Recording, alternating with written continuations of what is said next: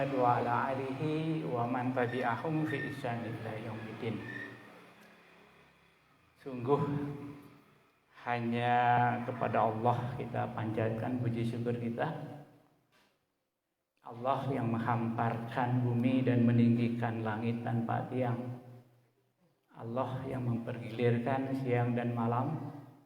Allah yang merotasi dan merevolusi bumi sehingga kita mengetahui bilangan waktu. Allah pula yang mempertemukan kita dengan pasangan-pasangan kita sehingga kita punya keturunan bermasyarakat di lingkungan ini.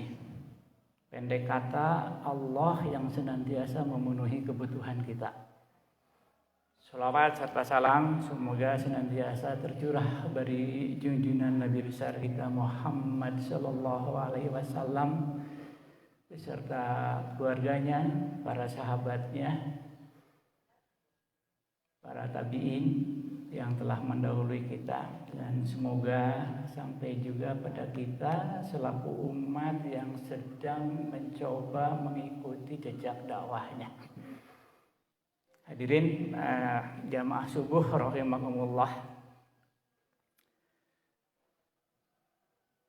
Suatu benda apapun itu namanya yang jelas bisa kelihatan ada wujudnya, itu terdiri dari satu bagian kecil yang namanya atom. Bahasa Al-Quran sering disebut dengan zarah.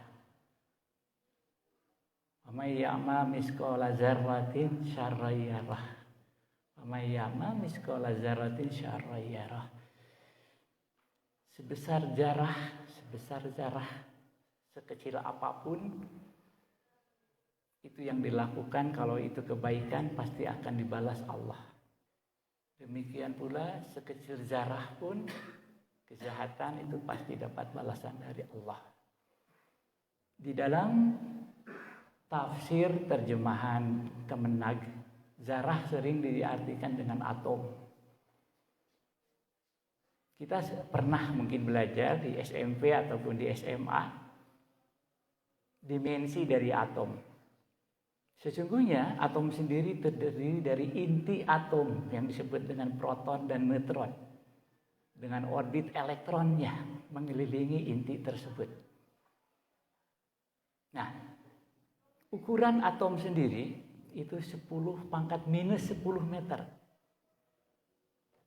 Jadi orbit lingkaran elektron itu 10 pangkat minus 10. Sementara dimensi ukuran intinya 10 pangkat min 15 meter.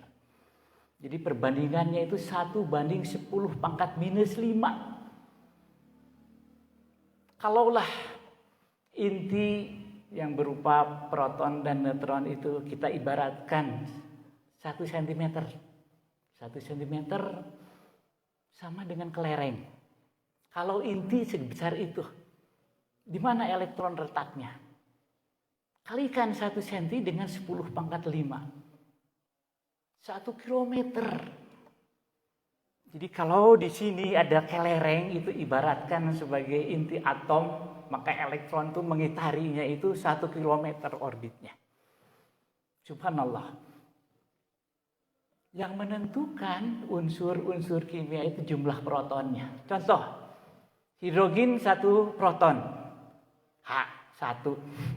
Oksigen ada 8 proton, ada O8 protonnya. Nah, semua unsur di muka bumi itu terdiri dari unsur-unsur itu. Yang membedakannya itu ada yang organik, yang hidup, ada yang tidak hidup, ada yang anorganik. Gitu.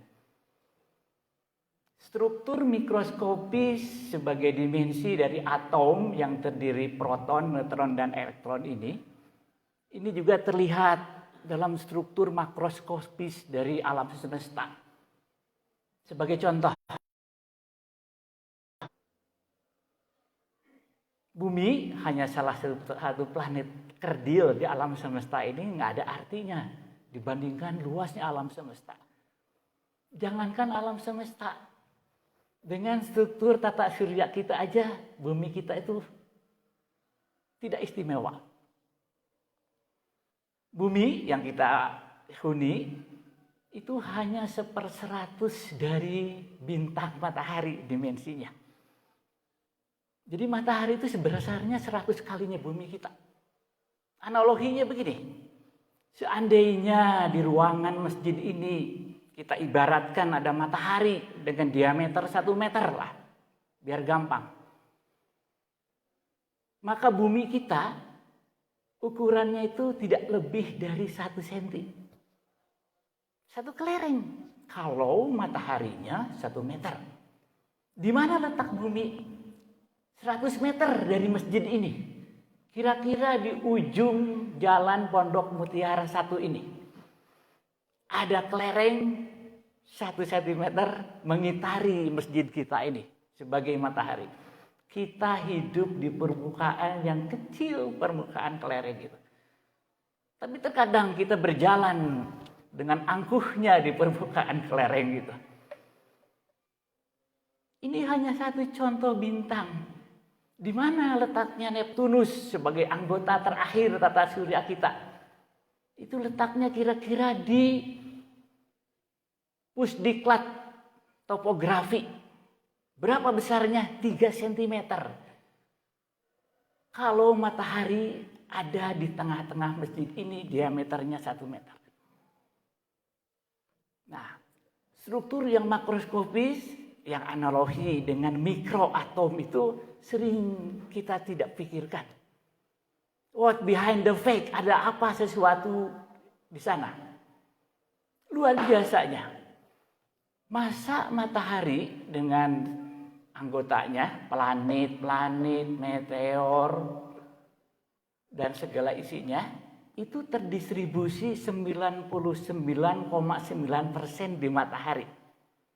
Demikian pula dengan massa inti atom. Massa atom itu terdistribusi di intinya 99,95%. Ibarat analoginya seperti ini. Kalau Anda punya rumah, katakanlah punya gedung dengan luas 1000 meter persegi dengan segala isinya, perabot dan sebagainya. Nah, distribusi massa yang rumahnya 1000 meter persegi itu kalau kita kompres, kita mampatkan berada semuanya dalam satu ruang 1 cm persegi, itulah alam bumi kita. Apa mungkin begitu? Gak mungkin kan? Nah, itulah yang kita kenal dengan gaya kuat yang mengkompreskan massa-massa di sekitar struktur atom di dalam intinya. Analoginya, kalau atom itu rumah kita 1000 meter persegi, segala isinya kita mampatkan di satu kamar yang luarnya 1 cm persegi. Wallahu a'lam bishawab. Wassalamualaikum warahmatullahi wabarakatuh.